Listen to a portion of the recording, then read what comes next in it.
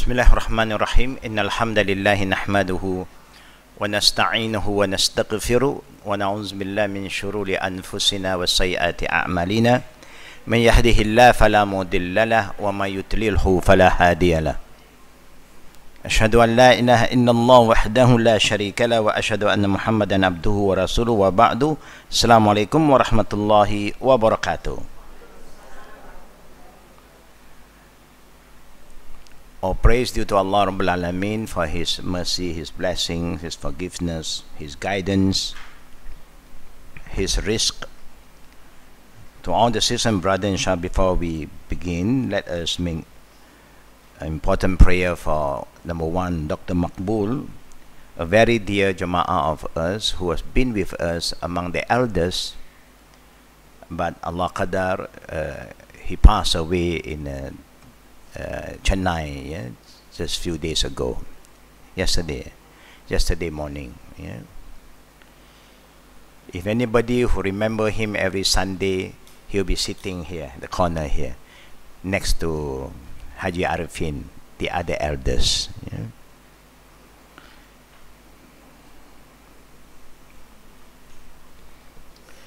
And also in the same time, we will make prayer for Maria Abdullah, who is going to have an operation on the 5th of September.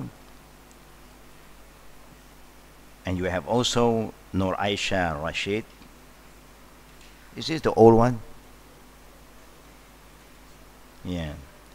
Nur Aisha Rashid was going also for an operation. And the third one, Wanitham, one of her sister, yeah. Who's not been well, inshallah. May Allah subhanahu make it easy for all of them. Ameen. Bismillahirrahmanirrahim. Alhamdulillahi Rabbil Alameen.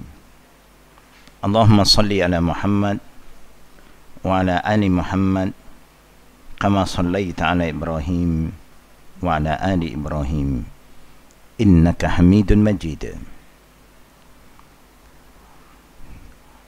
Allahumma bika asbahna wa bika amsayna wa bika nahya wa bika namut wa ilayka an-nushur. Bismillahirrahmanirrahim. La yadurru ma'asmihi syai'un fil ardi wala fis sama'i wa huwa as-sami'ul alim. Raditu billahi rabba وبالإسلام دينا وبمحمد نبيا. اللهم زدني علما نافعا ورزقا طيبا وعملا متقبلا.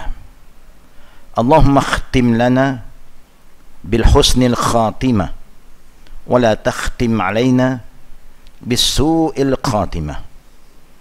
اللهم اغفر له وارحمه وعافيه واعف عنه وأكرم نزوله وواسع مدخله واغسله بالماء والثلج والبرد ونقيه من الخطايا كما ينقى الثوب الأبيض من الدنس. اللهم أبدله دارا خيرا من داره وأهلا خيرا من أهله وزوجا خيرا من زوجه. اللهم أدخله جنتك وأجره من عذاب القبر وعذاب النار. اللهم اغفر لحينا وميتنا وشاهدنا وغائبنا وصغيرنا وكبيرنا وذكرنا وأنثانا. اللهم من أحييته منا فأحيه على الإسلام ومن توفيته منا فتوفه على الإيمان. اللهم لا تحرمنا أجره ولا تدلنا بعضه خاصة لأهله. اللهم أنت السلام وأنت الشافع. ربي يسر ولا تؤسر هؤلاء. Maria Abdullah Nur Aisha Arshid. Nur Aisha Rashid wan nitam min kulli fitan wa min al-usra ila yusra ya hayyun ya qayyum bi rahmatika nastaghiz ya muqallibal qulub thabbit qulubana wa qulubahum ala dinik wa ala ta'atik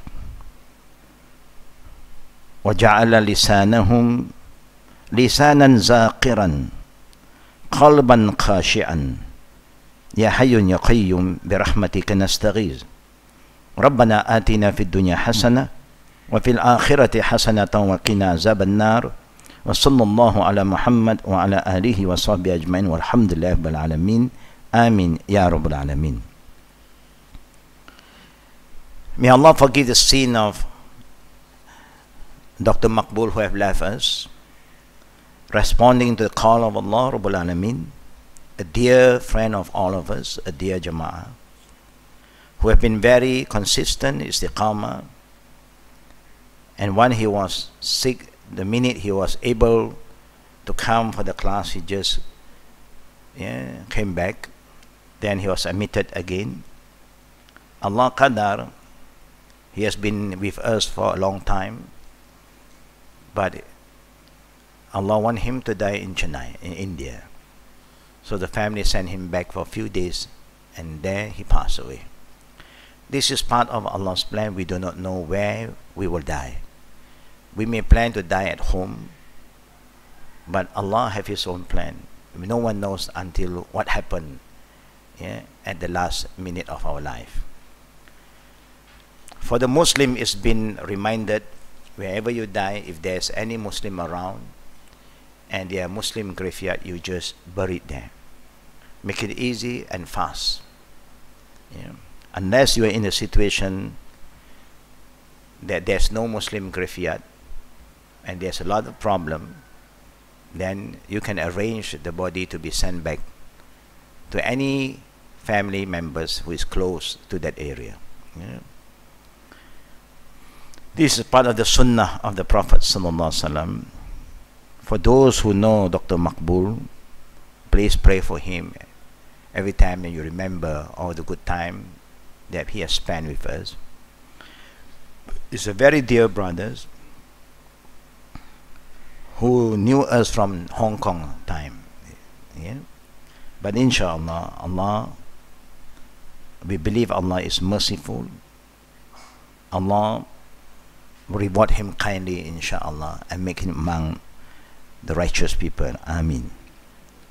For the sisters who are not well, we know that Allah is the healer at the end of the day, but we have to try to do what we must do in this life. Then we have to make tawakkal. But the most important thing is we must make sure that their hearts and their mind is always connected to Allah Rabbul Alameen.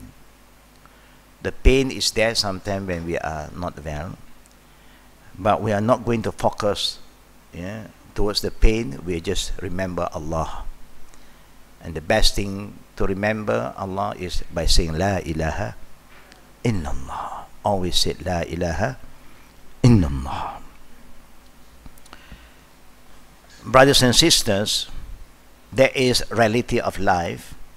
The one we love will depart from us, but the only thing that will be with all of us is our iman, our deeds. For those who are given by Allah Rabbul Alameen the opportunity to do good thing, please be hasten and do not delay, because we do not know when our time will come. But normally, the normal situation when a person die easily, fast, suddenly you are sitting here, you just put your head down and you're gone. To us we say, wow, that is good. We don't say there is a good ending yet. We do not know. A good ending in when you are prepared, like how the Prophet even had to go through all the pain, sickness, and then he recovered, and then he fell sick again, because that will give you enough time to be more prepared, to leave any kind of wasiyat, to remind your close family what they should do when we pass away. And this is very, very important. Yeah? So only Allah knows. But the most important thing, if you always remember, Raditu billahi rabba, wa bil islami dina, wa bi Muhammadin nabiyya, inshallah, we all will have a good ending. Because there is a question that's going to ask by the angel in the grave about who is our Lord, our God, what is our religion, and who is our prophet. And when you pass the exam of Qubur, you know where you're heading, inshallah. Yeah? Brothers and sisters, every time when we hear somebody pass away, it's like what Idris alayhi salam did say to the angel of death, please remind me, yeah? Give me a reminder, yeah? When you want to take my life, at least 3 times if possible, so that I am more prepared. Then the angel of death leave him for more than few years. Then the time for him to go back to Allah, he appeared again. And he said, your time is up. He said, you promised to inform me at least 3 times. This last minute, you have not fulfilling your promise. He said, do you know that I have reminded you more than 100 times? Why? Because along the way, there's many people who pass away before you. And you were there. When you were there, when somebody passed away, you know I'm there. So anyone who passed away is a reminder for those who are still living that, yeah, we also will have to go back soon. So sometimes there's a lot of signs from Allah Rabbul Alameen to remind all of us, but we always take life for granted. There's a lot of signs, but we are not alert. So it's not that there's no reminder. It's like what Allah said in the Quran, لَهُمْ قُلُوبٌ لَا يَفْقَهُونَ بِهَا وَلَهُمْ أَعْيُنٌ لَا يُبْصِرُونَ بِهَا وَلَهُمْ آذَانٌ لَا يَسْمَعُونَ بِهَا أُولَئِكَ كَالْأَنْعَامِ بَلْ هُمْ أَضَلُّ أُولَئِكَ هُمُ الْغَافِلُونَ. Allah ends with a very simple statement. Don't say that I don't give you signs. I have shown you a lot of sciences, but you have a heart, but you are heartless. You have eye, but you are blind. You have ear, but you play deaf. You are among the people who ghafilun, ghaflah, lalai. You don't take things seriously. You have been reminded many times. You have been alerted many times. Even in our prayer, you have been reminded again and again to seek Allah's guidance, but you don't follow His guidance. You are reminded by Allah Rabbul Alameen, yeah, to be good, yeah, but you still like to do things that is not good for you. Then we have to be blamed for all the wrongdoing that we are involved in, and we also have to blame ourselves for not be responding to Allah's command to do what is good. So brother and sister, once again, please don't forget to pray for those brothers and sisters who we know, and also for those we do not know but we know they are Muslim. May Allah forgive their soul. May Allah join them among the righteous people, and may Allah meet all of us again in the hereafter. And we ask Allah to make us among the people of Jannah Al-Firdaus Al-A'la. Amin. Ya Rabbal Alamin. We know that there is a basic responsibility among fellow Muslims. According to one of the hadiths of the Prophet in Sahih Muslim, the Prophet said from Abu Hurairah, Haqqul Muslim ala Muslim sittun, the responsibility between fellow Muslim, male or female, there are 6. إِذَا لَقِيتَهُ فَسَلِّمْ عَلَيْهِ. When you meet fellow Muslim, don't forget to offer them a prayer of salam, peace, assalamu alaikum. First thing, wa alaikum salam. Yeah? You offer the Islamic greeting.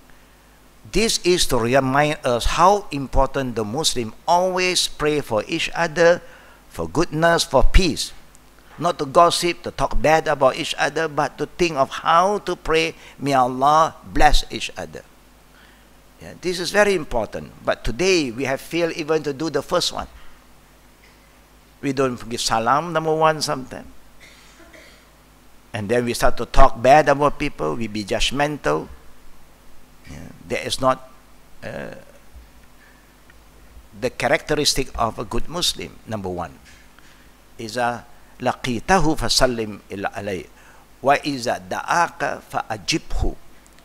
A good Muslim, when anybody invite you to do something good, you always try your best to respond. But of course, you must be very alert about what is happening today in the world. Even to do good thing, you must have some knowledge how to do the good thing. You must be guided by the Quran and the Sunnah how to do what is good.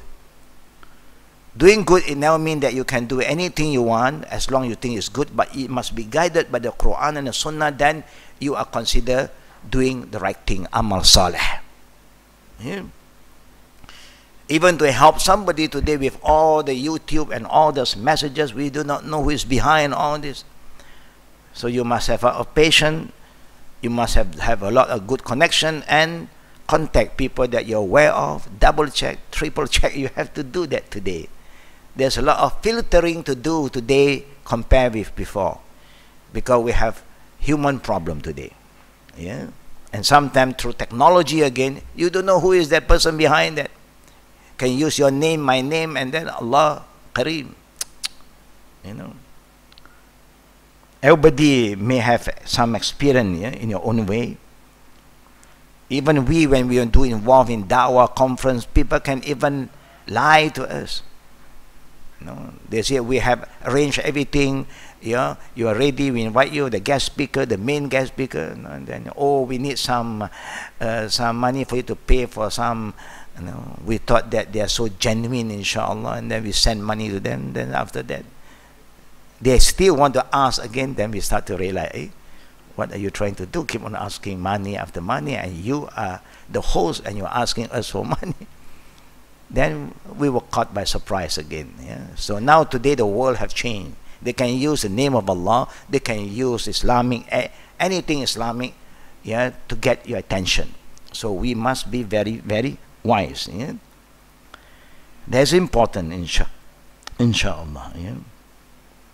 Now, the second, the third one, the Prophet ﷺ said, "Izan sahaka fansahu."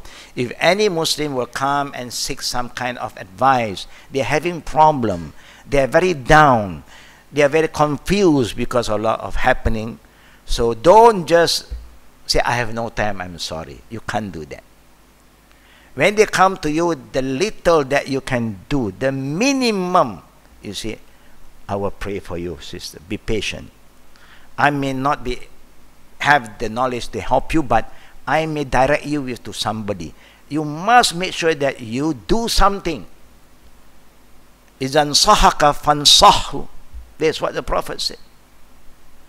Yeah.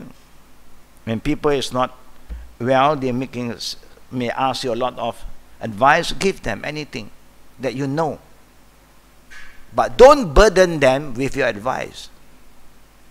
We want people to be alert, yeah, yeah, to be aware about many things. At least you remind them, don't forget to say La ilaha illallah.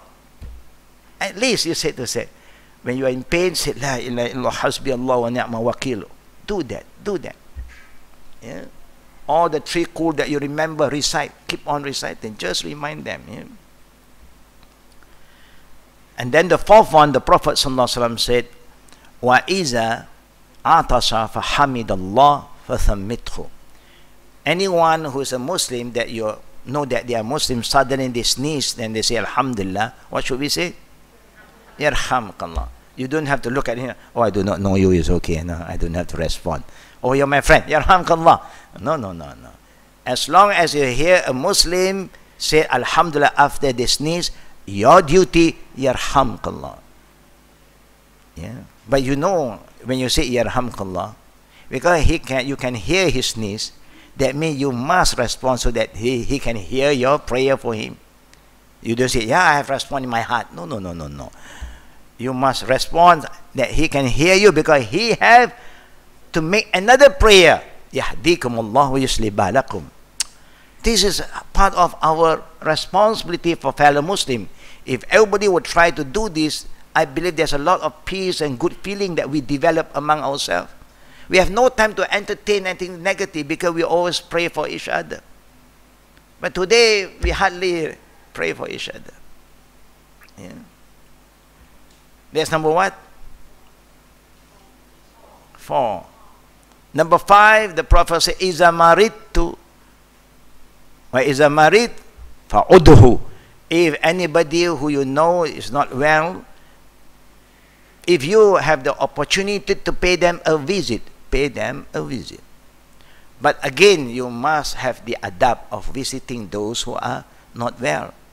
Check with the family members whether the time for you to visit them, whether the doctor have said that please no visitors, then don't burden them with your good intention. Then what you can do, you can just be around with the family members, give them some moral support, give them some motivation, that's all. But you don't have to insist, I want to see. Maybe it's not good for you. Yeah? It's not good for the patient. Because we are strong, he is weak, we may bring another kind of virus to them without we realizing. Yeah? To us, because we are okay, so the virus do not attack us. Yeah? But we can be a carrier. So you must be very careful sometimes when you want to pay a visit to those who are not well. Now with all the handphone, with the family member, please send them a message. If it's okay, you come. If not, then you may just want to communicate with the family, give them support. Yeah? But again, when you want to visit the sick one, it's not necessary to buy anything for them, yeah, because they can't eat and they can't drink a lot of things. You have Zamzam, you send Zamzam, no problem. Yeah? Something that is very common. Water is something very important. Yeah? Other than that, you don't have to buy a lot of fruits, except for those who are taking care of them, they need that, and then you can buy for them. Yeah? Sometimes it become a burden, yeah, to us. Oh, buat tangan, no, at that time they don't need. They need your prayer more than just a buat tangan. Yeah? The last one is a mata fatbahu, when they pass away. Then at least those who do not know how to wash the body, you cannot involve in washing the body.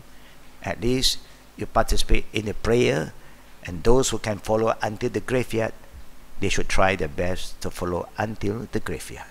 Yeah? That is the 6 main responsibility between fellow Muslim male and female. Yeah? Now let us come back to the book. Today I think we should be on page 105. We have been talking about how to wash the body, the dead body.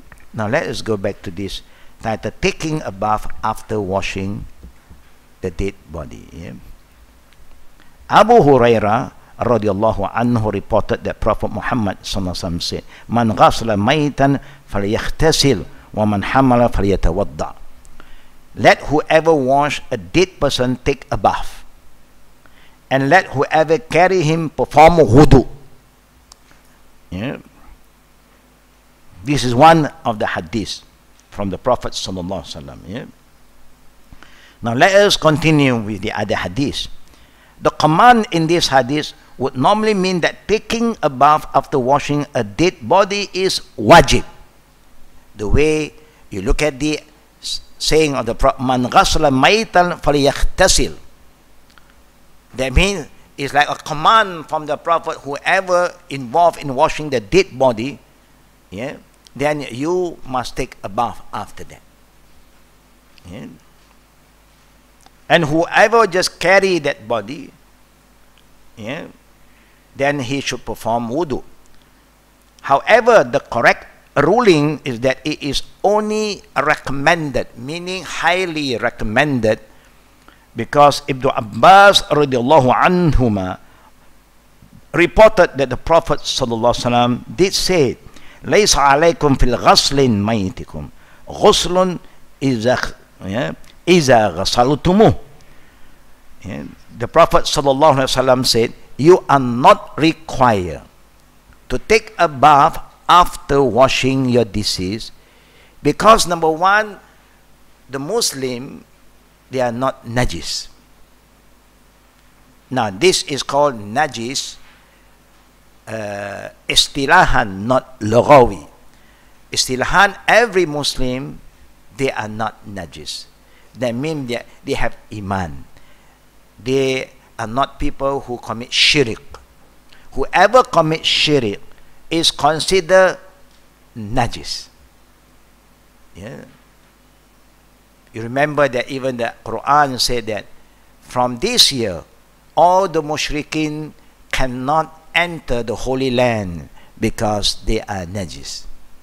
They are not clean spiritually. So people who commit shirk, actually Islamically, yeah, they are not clean spiritually and mentally.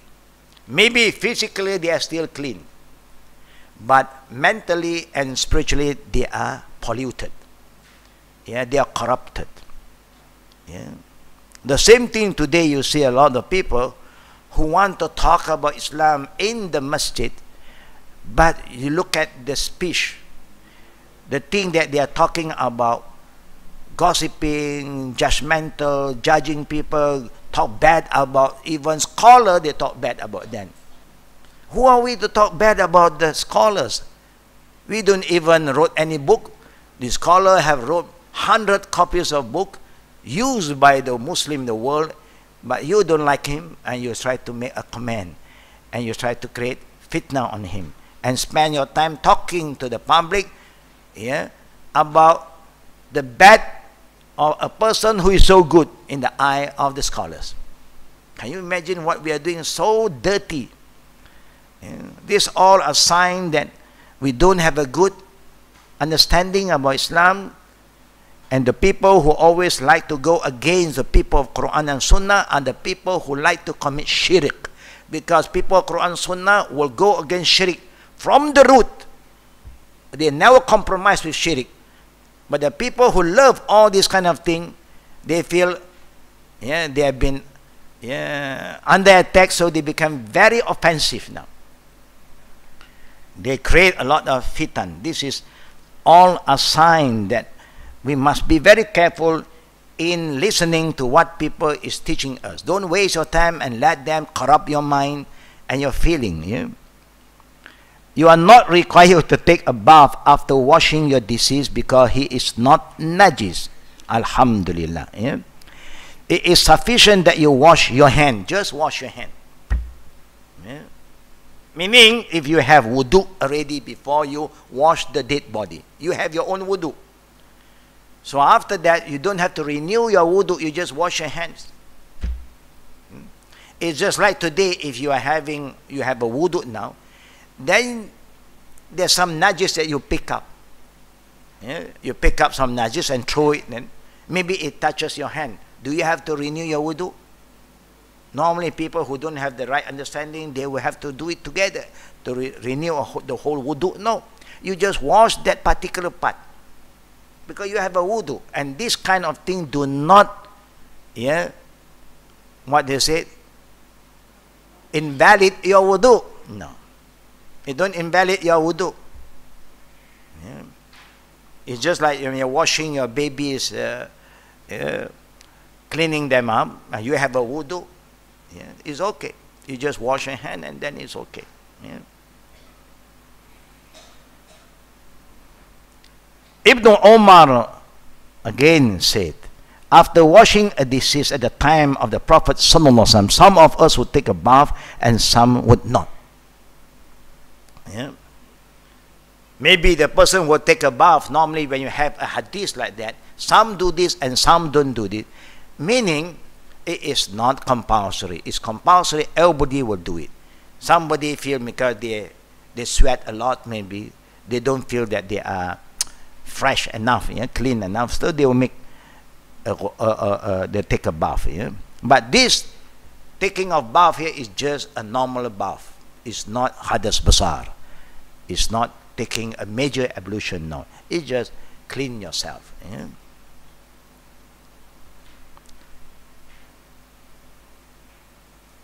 Now look at some picture that beside there. Yeah?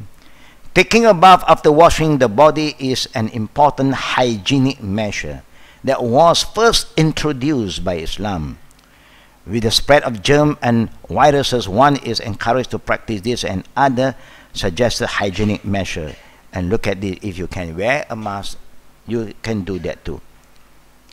You see, today I think things have been improving even in Malaysia, but normally in China and in Japan, you can see a lot of people who are walking, going to the office, they wear masks. Yeah, they wear masks. Yeah, inshallah, we try to use our right hand when we drink. Inshallah. Yeah. Do you know why they wear the mask? In China, why do they wear a lot of masks? Because of pollution. They are not big. But in Japan, they also, weather in Japan, alhamdulillah, yeah, they are very particular about cleanliness. Why they wear masks sometimes?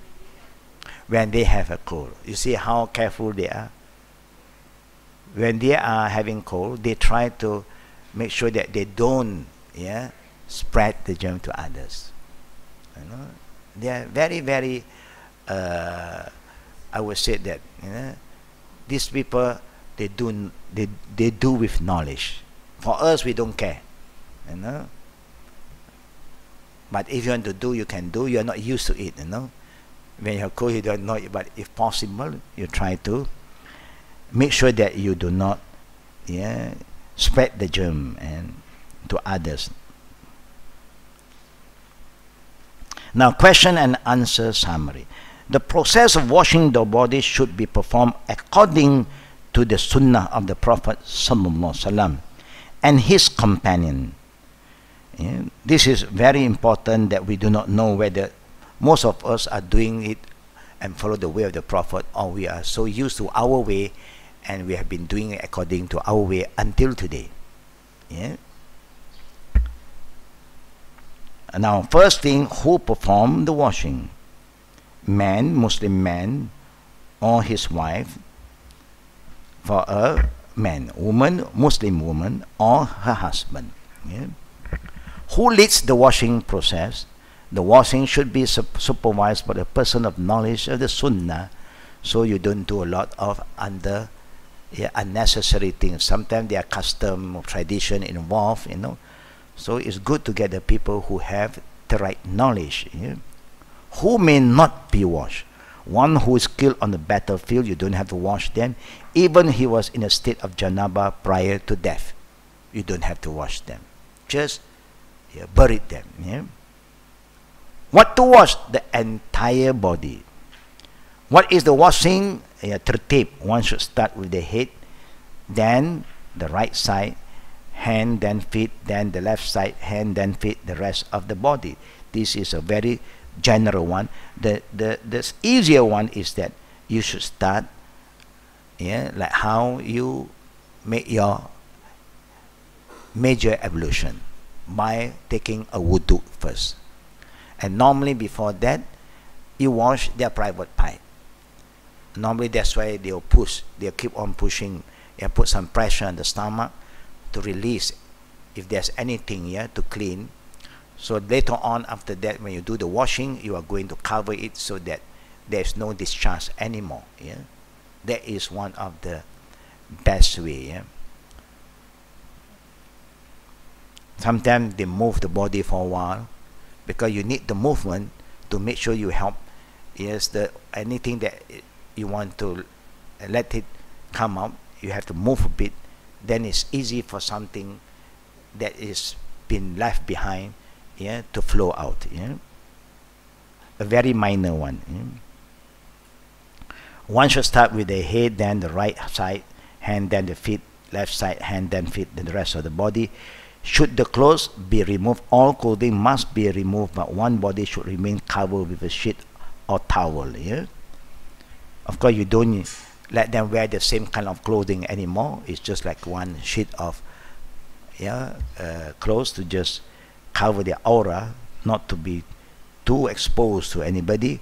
Who is the body during Why is the body covered during washing? So that the deceased aura may not be exposed or touched unnecessary. Yeah? What is the number of wash? The entire body should be washed an odd number of times, 3 or more as needed. Yeah? What cleaning material should be used? 1 or more of the washes, lotus leaves or soap should be added to the water. Something that can clean the body better, and also can clean the odor of the body. Yeah? Something. What cleansing material should be used? Yeah? And then, should the body be scrubbed with the body under the cover? It should be scrubbed with a piece of cloth or sponge, something that is soft, yeah? Just in case you need to clean further. How is the hair washed? All braids should be undone. The entire hair should then be washed well and combed. Yeah? How to arrange long hair after washing? It should be divided into 3 plaits and arranged behind the head. It's been shown in the early pictures. When to put perfume or embalmment on the final wash, a scented perfume, preferably camphor, should be added to the water. Yeah? Who may not be perfumed? Those who die in a state of ihram may not be perfumed. Yeah? What is the reward for washing the body? Forgiveness of 40 sins, covering of sins, and covering of sin. There's a lot of sin that we do have, but Allah will just erase our sin for doing a favor to another Muslim, male or female. What are the conditions for the deserving reward? Sincerity, alhamdulillah. You must be very sincere. And if people want to give you something, you can accept, but you don't commercialize. Yeah. So today everything is being commercialized. There is something that we have lost the spirit as a Muslim to help another Muslim. Yeah. Everything is money. Money talk today. No? But Allah will give you rizqi. People normally would like to donate for the deceased. Yeah? But you don't have to put a price. If you know that their family is poor, don't think of taking anything from them. Tell them you don't have to worry. We are here to help you. You must make them feel very comfortable that they don't have to worry about all this arrangement. Hiding what is observed on the dead body. This is very, very important. The person who want to do this washing, it's just like when you want to share your problem with anybody. You must make sure the one that you share a person who can keep your secret. If not, even you are good to her, she is good to you, but we do not know whether she can hide whatever secret that you have shared with you. This is very important. Should one take a bath after washing the body? Is recommended to take a bath. Just a normal bath. It's not a hadas besar, just to make sure your body is clean. Now this is what the Prophet ﷺ wanted us to do about cleaning the dead body. But now normally you see a lot of people will put cotton after the area that there is some holes and so on. They put some cotton. They are worried that they may discharge something. Again, if that is your worry, you do that so that people don't talk about the disease. Suddenly say, why water is coming out from the nose, all these things is not a must. That is not a must. Neither it is a sunnah to just do it for the sake of doing. No. It is just doing because to safeguard if there is some problem with the disease.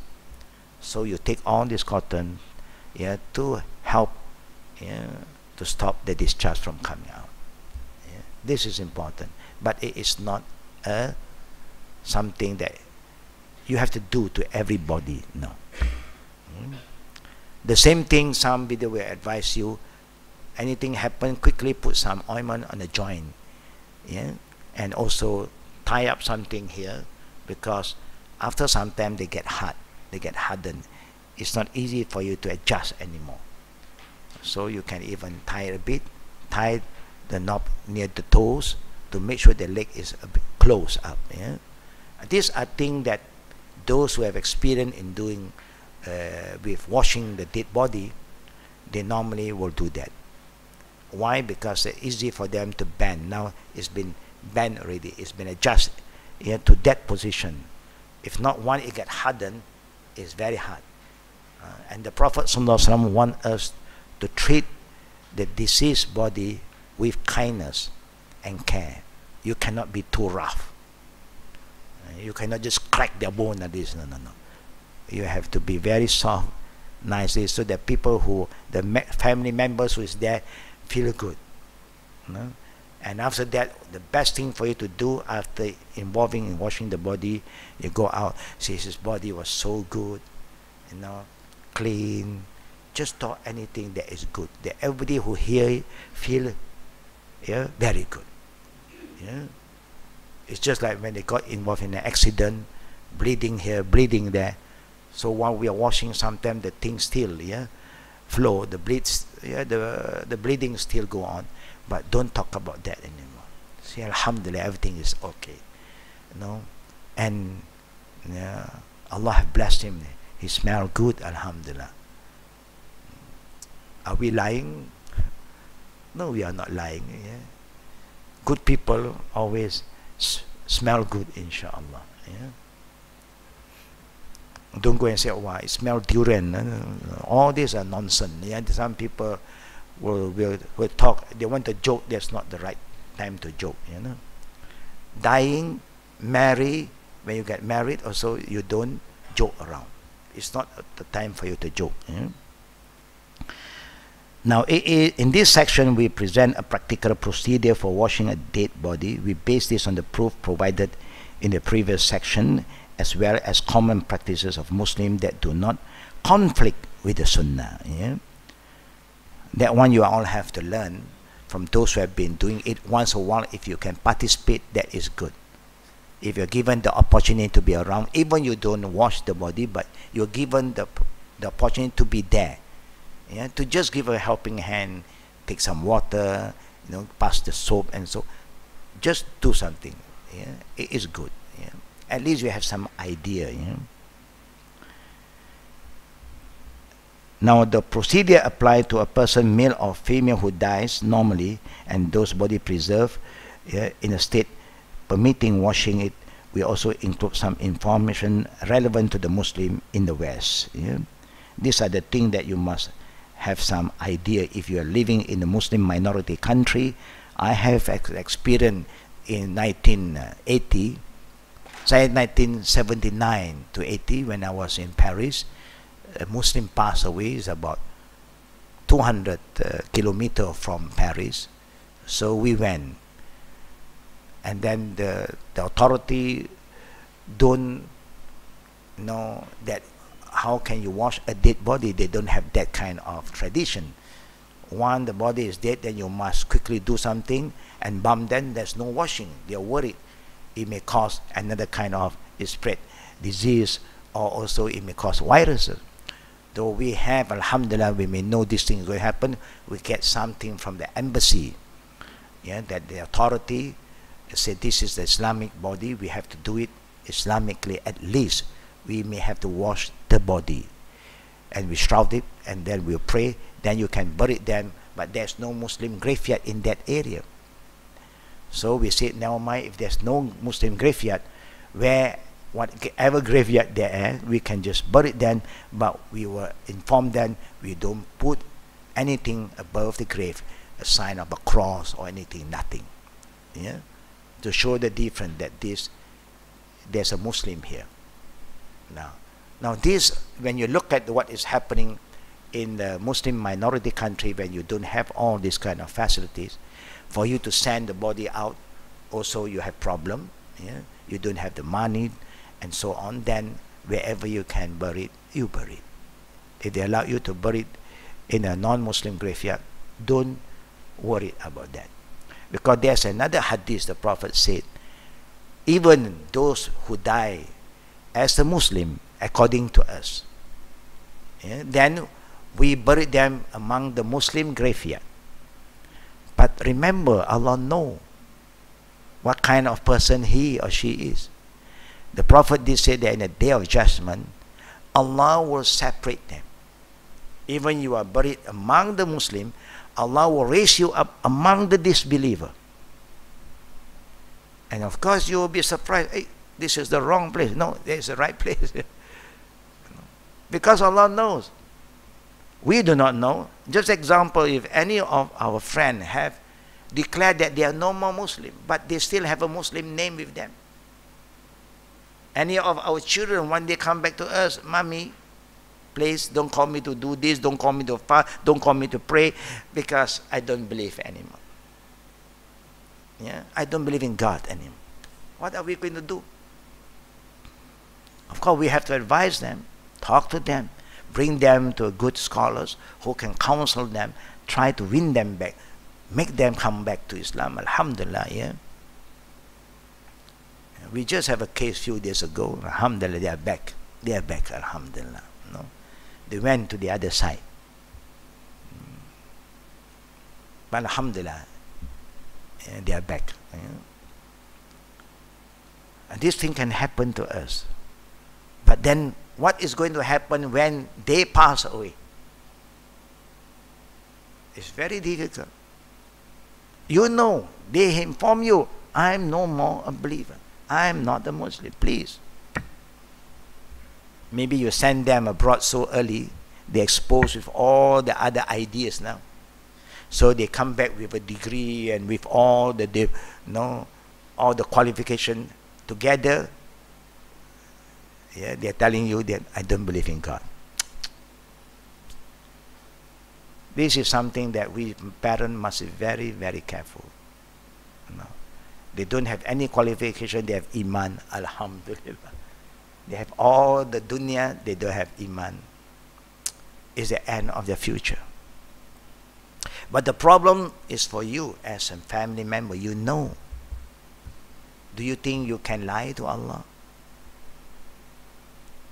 The Prophet ﷺ, he can create anything if you want.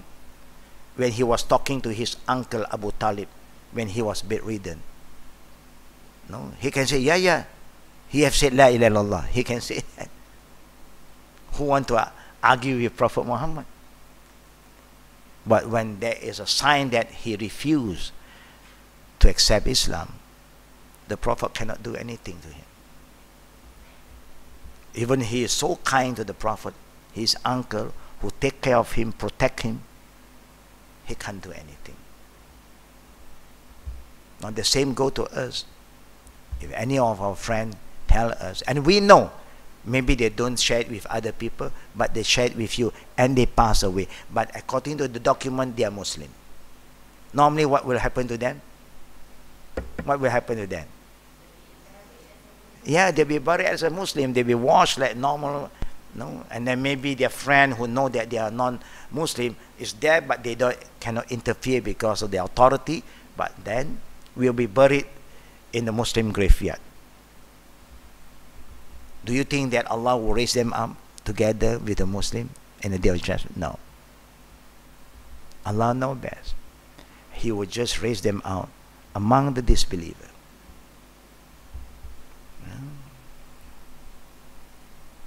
There's a hadith talk about prayer, salah, our daily prayer. Whoever perform the prayer but they don't observe the tertib, the rukun, everything that Allah command us, the Prophet want us to look into it, they don't care. The worst thing that is happening that over here, there are areas where some of our sisters have been performing prayer, and then they saw a group of so-called Arab sisters. They are not revert Arab sisters. But when they saw them perform the prayer, they just feel so sad. No tu'manina, no tertib. But they are praying. And that's why Allah said, فَوَيْلُ لِلْمُصَلِّينَ, hell, fire for people who pray. Praying is not for you to play around. It's your relation with Allah. You must have manners, tertib, adab. That's why the Prophet said, whoever perform prayer, not those who don't pray, who pray, but they do not take care of all this ruling. And this prayer will not act as a burhan, hujjah, wa nur, will not protect them in the Day of Judgment. In return, the Prophet said, in the Day of Judgment, they will be raised among Qarun wa Fir'aun wa Haman. They will not be raised up among Muslims. They will be raised up among the people who Allah cursed, because Allah said, فَوَيْلُ لِلْمُصَلِّينَ. Just an example, so we must be very careful. In many Western countries, the washing is performed in a funeral home when they have a proper place.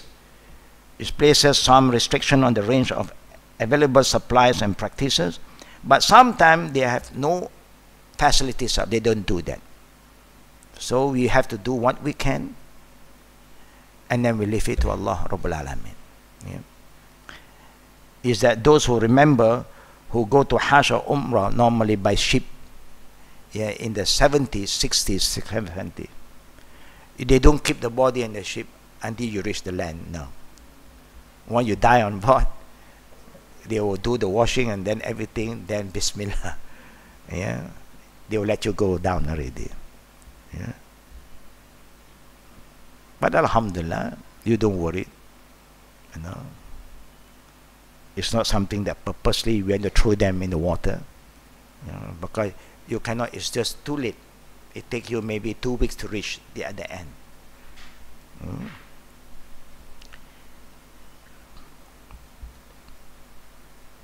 For the not yet Muslim who have their belief and then become a Muslim, we have also some problem, especially the Aborigine. When we introduce Islam to them, alhamdulillah, they all accept Islam.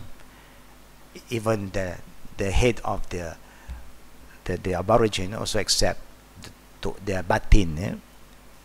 But they have their own belief sometimes. When the batin pass away, when their chief pass away, they will not inform you. They will bring the body deep into the jungle and then put this body in a high area and let the spirit get loose, fly. They don't want the spirit to be trapped anywhere. They just leave the body there. It's like the Red Indian. You see the movie, the Red Indian, they put them high. They want to free their soul. So that their soul will come back to us and take care of those who are still alive. And so that is their belief. We have this issue before. We went for da'wah, alhamdulillah, they embrace Islam. Then after some time, we don't see the Tokbatin. We ask, where is their chief? They said, he has passed away. And then why don't you let us know where you buried him? They don't let you know. If you want to interfere, if you say, no, we want to look for his body because he's Muslim, we want to bury him in Islamic way, you know what will happen? What will happen? No, they don't have war with you. What they will do, if that is what you want, all the Islamic card, we give it back to you. We want out. Now we have that problem, son. So what to do? It's not something that we can control. Allah knows best. We don't fight for that anymore. They'll say, you want, if you try to change what we have done to him, we want to live, so you don't interfere in what we do. We are not a Muslim today. Put us in a very difficult situation. But to us as a people of knowledge, they have done what they done. It's not the fault of the deceased. It's not our fault. But Allah is merciful. Allah is merciful. Only the thing that those who know and they do it, they will carry a sin for that. It's just like us, when we know somebody in our family member have declared to us they are non-Muslim, you still participate in the prayer, you commit a sin. You commit a sin for praying for him. But those who do not know, they don't commit that sin. You understand that, inshallah? Yeah? Please remember that. I know we are very emotional sometimes, but you cannot break the law of Islam. If you know. If you don't know, then alhamdulillah. But you don't have to declare at that time. Oh, my brother, sister, friend, please remember, he is not a Muslim anymore. You don't have to do that, because you create more confusion. Why? Because based on the document, he is a Muslim. So this is just a document. Allah will never check your document in the day of judgment. You cannot say, what is your religion? I see here, sir, Allah. No, I don't need your IC. You must answer, what is your religion? Ma dinuk. You say, al-Islamu dini, then okay. You can, my passport is there. No, you don't bring your passport. Even they bury the passport with you, you are not going to hand your passport to Allah, to the angel. They don't going to ask you, give me your passport. Here they will ask you, identity. But over there is your deeds. Yeah? So please remember what we can and what we can't. Yeah? Now, in particular, can we allow autopsy? Can we do that? Yeah, if the authority demand that for a good reason. But you don't create this problem unnecessary. Sometimes they may have problem. I want to know why my daughter died. Astaghfirullah. Why you go and say that? When she was alive, you don't even care for her. And now she died, then you just want to know. Maybe the husband killed her. Why you come to make that judgment? That means you are creating a fitna. If there's sign, maybe, we don't know. I think in last, you have seen a video where, this is of course not the Muslim, I think, inshallah. They die because the two sisters argue and two sisters die. You remember that video? No one sees that. Huh? Good, alhamdulillah. So we have been receiving a lot of video from different people. These two young sisters, so they quarrel because of their boyfriend. The two sisters fall in love with one guy. So the guy is not there. When the two sisters meet, they argue, and then they were in the 10th floor. So they're pushing, and then they push down the sister. One sister, suddenly out of control, fall from the 10th floor and die. Now that sister feels so guilty, and she jumped down. People say, oh no, she jumped down. Now the boy also don't know what happened, because the guy is not there. These two sisters fight, and accidentally one fall, and the one felt guilty, he also killed herself. And committing suicide also is an issue. It's also another issue. May Allah protect all of us from that. If there is an autopsy needed, you can. Embalmment, you can do that if there's a need. Or any other post-mortem procedure should be avoided unless enforced by the law, when there is a need to do so. Islam do allow something to happen when there is a reason. The same go to if people have agreed to have donation, organ donation, then you should allow them to do. If they have make an agreement, if I die, I want my lung to be donated, I want my eye to be donated, don't stop that. Because it is his body or her body, and she have agreed. Or how can then you go back to Allah, one eye, blind? This eye have no value anymore. Allah will give you new pairs of eyes. Not this eye anymore. Even you wear glasses here, the eye that Allah gives you back, you don't have glass anymore. You can see very clear, alhamdulillah. Yeah. The eye that Allah gives you is unique. You can see very far away. Yeah. Now the funeral home usually require execution of some legal paper. Of course, all this is known to all of us. Being a Muslim in this country or the Muslim environment, you don't have to face all this problem, alhamdulillah. Yeah? And you can look down about what you need to have. Yeah?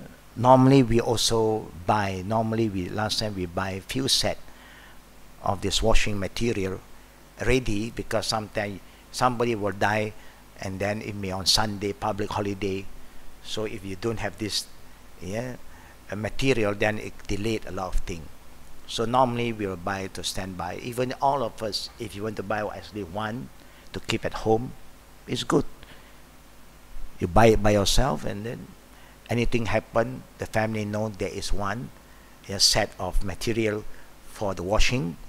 So it's ready there. So the people who want to wash the body also don't have to worry about buying again. Yeah. Any one of us have kept any of this at home so far? Good, alhamdulillah. Yeah. Pardon? No, the kain kafan with the set is, if you go to the place they're selling all this, they come out with a set. Yeah, the kain, if you can, yeah. But even it changed, but it's still clean. It's still clean. No, don't worry.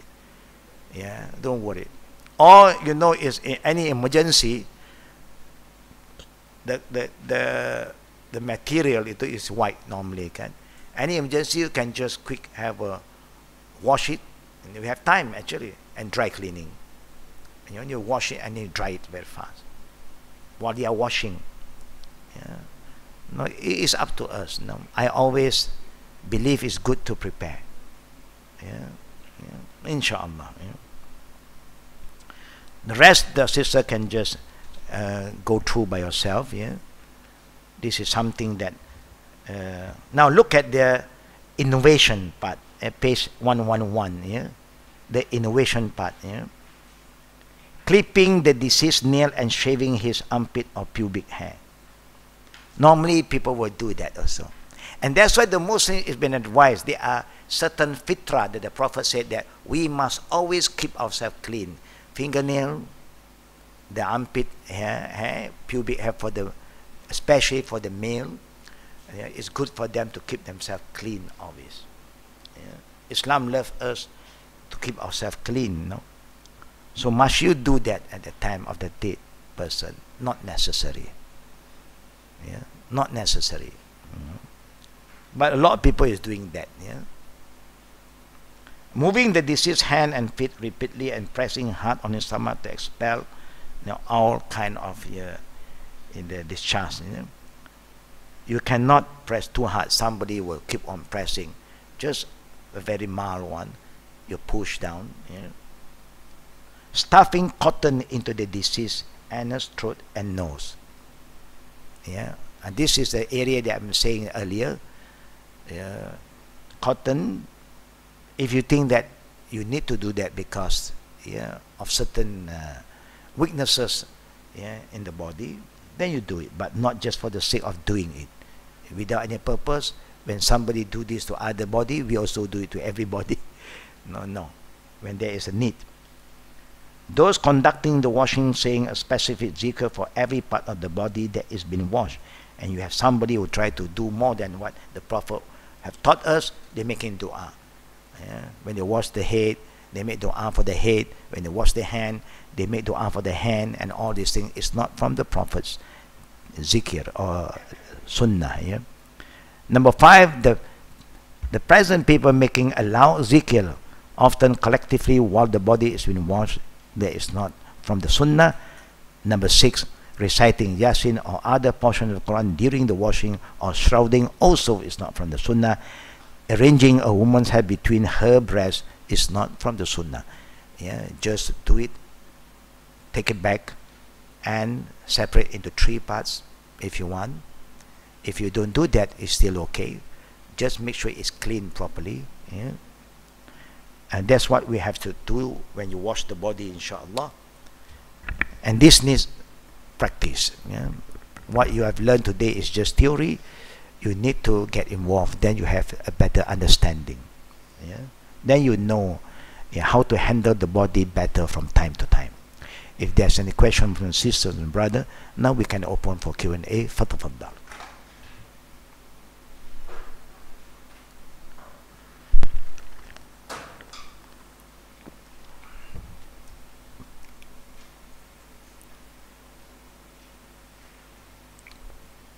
Any question from the sisters?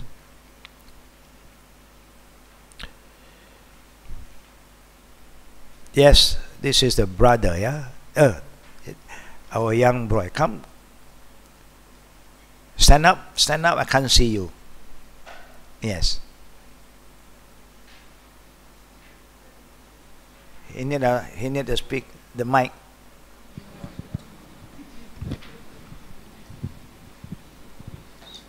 Assalamualaikum Ustaz. Waalaikumsalam warahmatullahi wabarakatuh. Yes. If we die as a shahid, we need to cross Siratul Mustaqim or not? If you die as a shahid, then We need to cross Siratul Mustaqim or not? we need what? We need to cross the Siratul Mustaqim, of course. Everybody will cross the Mustaqim, but you will cross the Mustaqim like the lightning. You are over very fast. Yeah? There are many ways. Yeah? People will cross the Siratul Mustaqim. They'll cross like a lightning. Those who cross like running. Those who cross like walking. Those who cross like crawling. Yeah. It refers to the deeds that we have engaged in. And when you have a lot of dunya with you, you will cross with the heavy burden, and then you imbalance, you drop, and then the hook will hook you up and put you back on the sirat, and then you struggle again. You remember what Allah said, yeah? ثُمَّ لَتُسْأَلُنَّ يَوْمَئِذٍ عَنِ النَّعِيمِ. Remember, the more Allah gives you in this dunya, the more you have. It's nothing wrong to have extra, so that you can do more for Allah, but you're not doing more for Allah. You say, no, it's mine, you just become more greedy, and then the more you keep, the more Allah will show you in the day of Judgment, and you have to carry more burden. Yeah. The shaheed, the people who have given for the sake of Allah, they have nothing to carry anymore. Very light. You travel light. When you travel light, it's like you travel in a plane, no? You arrive here to that destination, travel light, you don't go to the custom. They got green lane. They say this one, nothing to declare. So those who have 2-3 big bag, if they ask you anything, nothing. But you have 2 big bag, you cannot say just nothing. You just have a queue and then go to the machine, you know. So the same thing go to akhirat, the bridge, the Siratul Mustaqim. Yeah. Okay, boy. Alhamdulillah. Yes, Sis Fauzia, please. Walaikum salam warahmatullahi. Pass the mic, please. Back now to the sister. Faddal. Assalamualaikum Ustaz. Salam warahmatullahi. I read somewhere that the Siratul Mustaqim is upwards. The path is upwards. Can you clarify this? Is it upwards or is it across?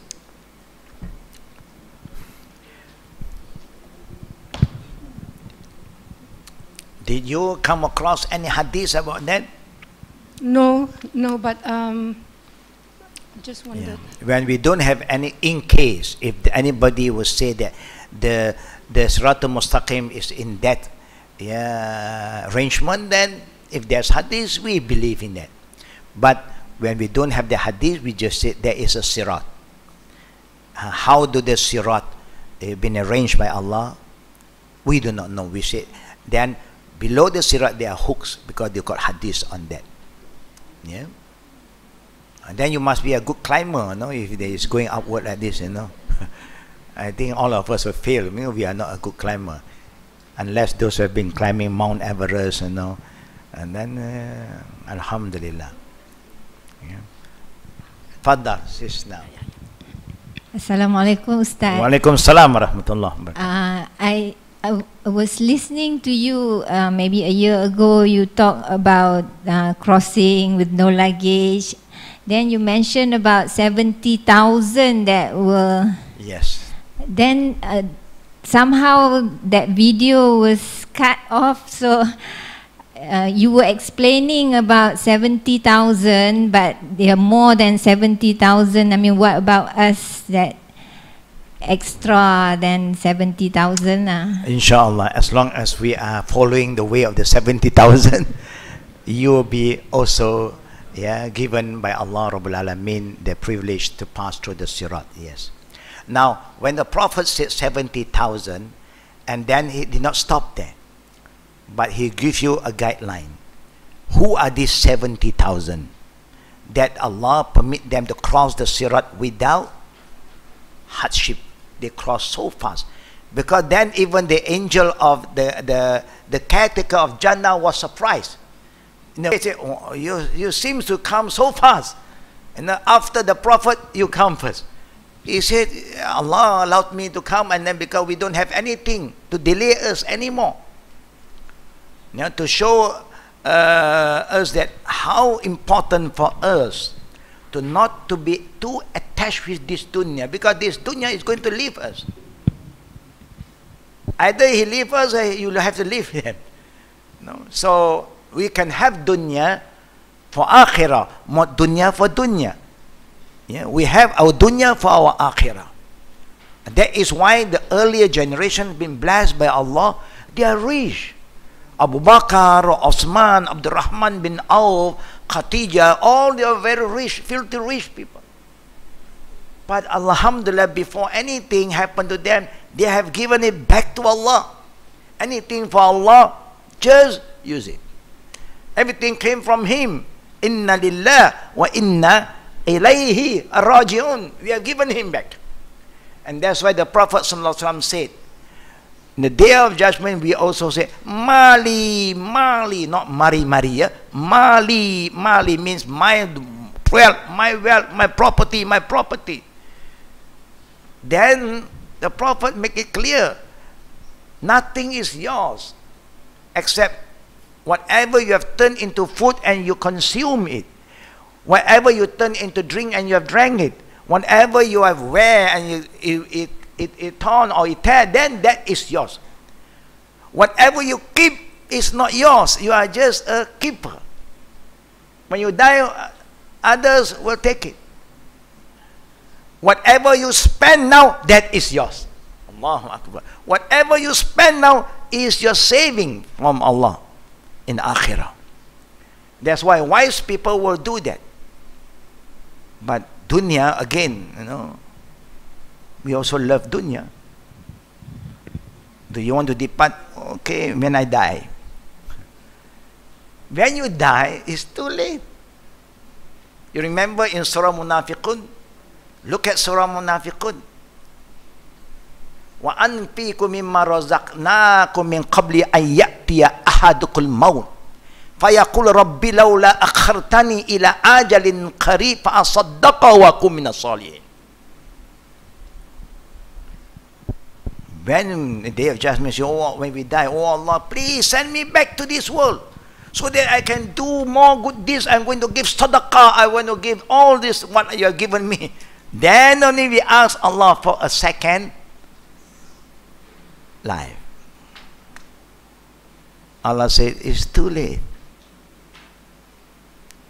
I give you only one life. I have reminded you what to do.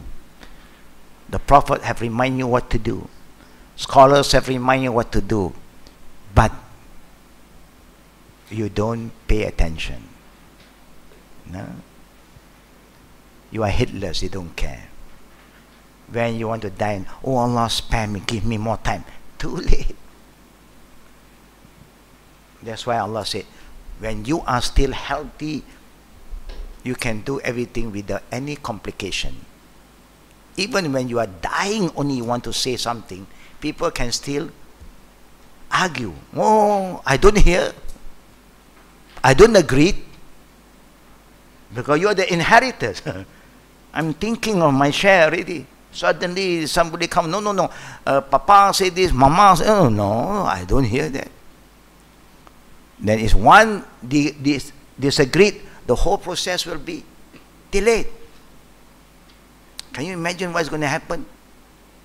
You have all the things with you in dunya, but you have children who don't care about you. They just care about your property. But you have righteous children, let us gather together. Okay, we pass it to our mother. Or we pass to the elders. We know that she is a good sister. A very kind and loving sister. Or brother who is very faithful, that he will know how to take care of all of us. Let one person handle. Easy. Or let us sit down and see how much you want. You all agreed one shot. You go in and clear the case. But today it's not like that. You are good, your children are good, now you have another problem. Your children's partner are not good. You are good, your children are very good son, good daughter, but they got a bad partner. Hey, you're right, man, you're right. Why you are so stupid? You know, don't agree. You know, they don't care about you. Do you think they don't care about you? I'm your husband, listen to me. You got caught again. And you have a son, alhamdulillah, very good son, but the son always loves his wife more than you. And the wife say, hey, this is the time, no? This is the time. Do you love me? Oh, again. But I love my mom, but the mom is dead. The dad is dead. Do you love me? Show your love to me now. It's very difficult for him also. But when you are still alive, you can do whatever you want. You are in charge. And that's why they say, yeah, don't wait until the last minute. Inshallah, as long as we are in the 70, yeah, inshallah.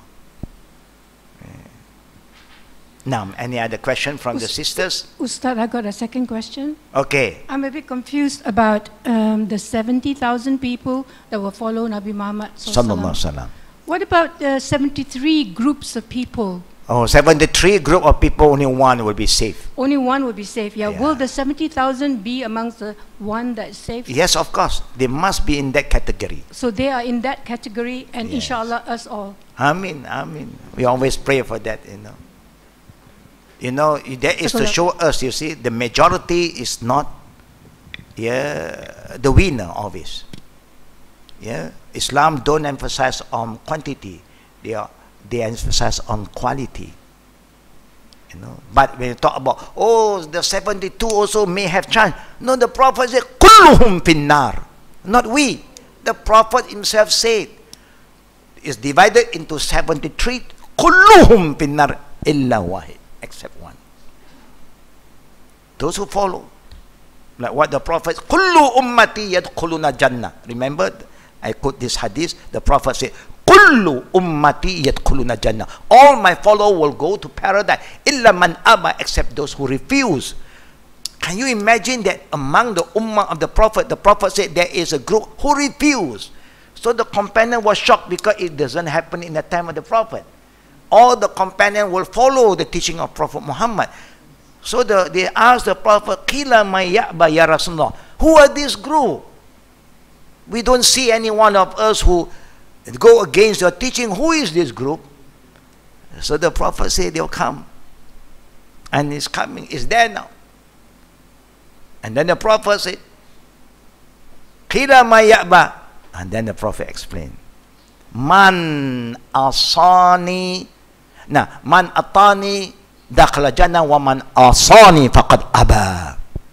Whoever follow my sunnah, whatever I want them to do my sunnah, they hold fast to my sunnah. Whoever refuse to follow my sunnah. Now we say to the people, follow what the Prophet said. They say, follow that imam, follow that scholar.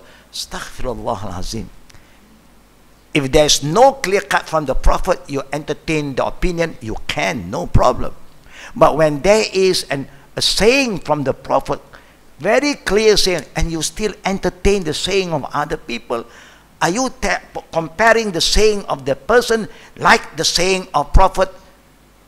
You can't. Ati Allah, ati Rasul. And even Allah put a condition, follow my messenger, then I love you.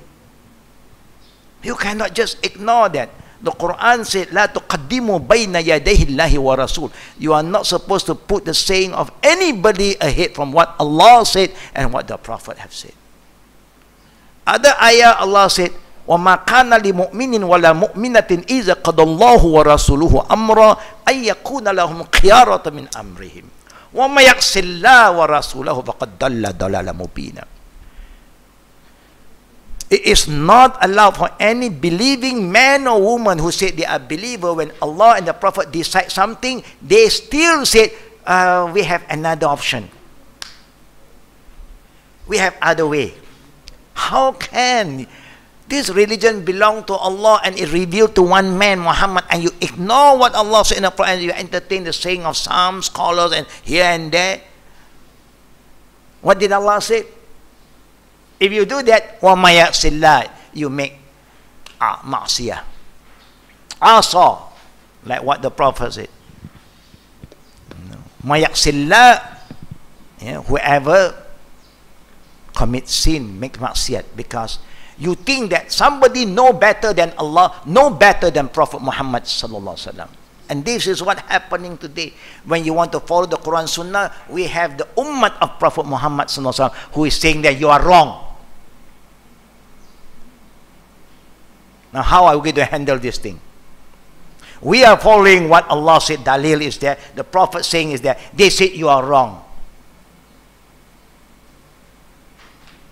There's a big issue.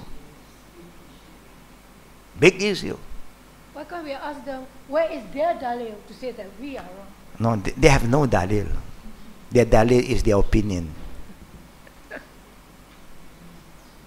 We will love them to show us where we went wrong so that we correct ourselves, that's all. There's no problem for us to know what is right and correct ourselves. We will be very happy to do that.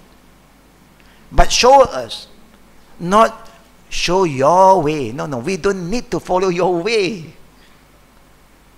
Allah never called us to follow other than what Allah wants us to follow and what the Prophet have taught us. Siratul mustaqim, siratul mustaqim. You know what happened today? When you talk about Islam, you see most of the time, they don't even bring the hadith. Oh, we are from this Imam, we are from the Imam. What is this? Is this religion belong to the Imam? We are just like the people of the book. They don't go back to the book anymore. They go back to what their priest said. The rabbi said, that's all. The same thing is happening to us. So it's very important for us to have the right spirit. When the time comes, we have to speak up. We have to speak up. If the wrongdoer dare to say anything they want, and you are right, you dare not speak up. That's not right. And of course, it's bitter sometimes. I always say, I don't have problem dealing with people who are not yet Muslim. I can talk to them very openly. I can discuss with them. No problem at all. With the Buddhists, with the Christians, with the Hindus, the interfaith, I have no problem. Well, we have a lot of problem from who? Muslims. Can you imagine what is happening to us? Something is very, very wrong. And we all as sisters who have learned, we must be ready for the truth. When the time comes, we have to move, we have to move. We have to come out together, we have to come out together. Because a lot of bad thing is happening because those who know keep silent. I know, but time to talk. When more and more people start to talk, then they can feel. The motion is start to build. It's not that we are causing unrest. We want people to know the truth, that's all. We cannot be timid all the way, passive all the way. Allah have reminded us, وَقُلْ جَاءَ الْحَقِّ وَزَهَقَ الْبَاطِلِ إِنَّ الْبَاطِلَ كَانَ زَهُوقًا. The batil is going to go when you dare to speak out and uphold the truth. Inshallah. Yeah. Allah have not tested us a lot, brothers and sisters. See what happened to the early generation, including the 70,000. They are ready to do everything for the sake of Allah and follow the Prophet and protect the Sunnah of the Prophet. All the way, even they have to confront their family, they have to confront the family. Nothing stopped them, from upholding the word of Allah, Kalimatullah al-Uliya, and the Sunnah of the Prophet Sallallahu Alaihi Wasallam. Naam. Brothers, any question from the brother side?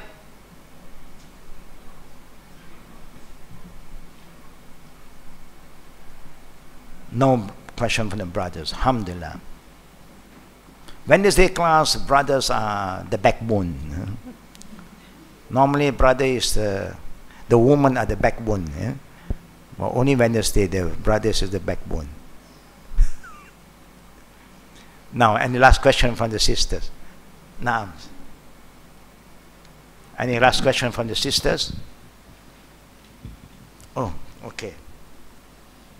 Written one.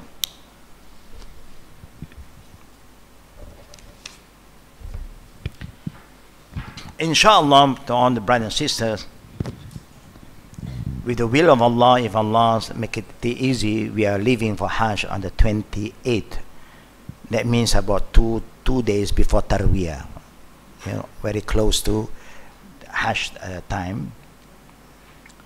With a group of our Jama'ah.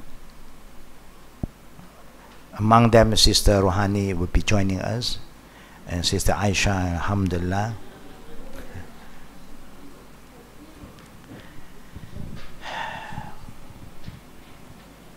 Now, the question, because this Sunday will be my last briefing for people who are going to Hajj this year with me. As I started one last Saturday, this Sunday will be the last before we get ourselves ready for the trip, inshallah. For niyat of Umrah or Hajj, do we state the intention aloud, can be heard, or silently in the heart like other niyat? When come to this Hajj, the Prophet ﷺ did recommend us, even the male and the female, to recite this. For those who are performing Hajj Tamatta, now we are going to do the Hajj Tamatta, we will go in with Umrah first. So when we reach the Miqat, we have the intention from now already. That's why we prepare ourselves. Even from now we are prepared already. So when we reach the Miqat, when they say Miqat, then we say Labbaik Allahumma Umratan. We say it aloud, not to the extent that the whole airplane people can hear. Just you aloud. No. Labbaik Allahumma Umratan. Khalas. These are the things that the Prophet encouraged. Then you follow up with Allahumma mahalli haythu habastani, then labbaik Allahumma labbaik. But that also you don't have to raise too loud, but the Prophet encouraged the companion and those who are in the state of ihram to raise up their voice, not just silently. That means you say labbaik Allahumma labbaik, labbaik la sharika laka labbaik. Once in a while you want to remind others. If they are talking, sometimes people like to talk, there's many things to talk, so labbaik Allahumma labbaik, just a reminder so that they will follow you to say labbaik Allahumma more. And that is the thing that the Prophet encouraged us to do, inshallah. And for those sisters who don't have our guideline in the event of death, please, yeah, can check with us, then we'll give it to you, inshallah, as a reference to what to do, yeah, so that we are not caught by surprise and be panic again, inshallah. Yeah. Pardon? How long I'll be in Makkah? No, yeah. Me, inshallah, I will be back on the 11th or 12th, I think. I will come back early. I don't go to Medina. Oh, yeah. Yeah. Yeah. Alhamdulillah. Don't worry. Inshallah. Let us end our class today. Subhanakallahumma wa bihamdika. Ashhadu an la ilaha illa anta. Astaghfiruka wa atubu ilaik. Don't forget to pray for all the brothers and sisters, yeah, and also for Dr. Makbul, inshallah. Yeah. Assalamu alaikum wa rahmatullahi wa barakatuh.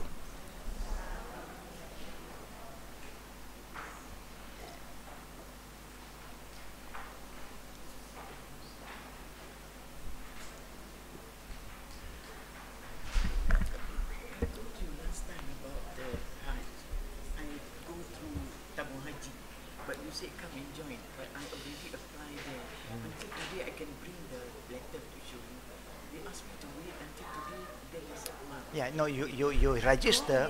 No, I think it's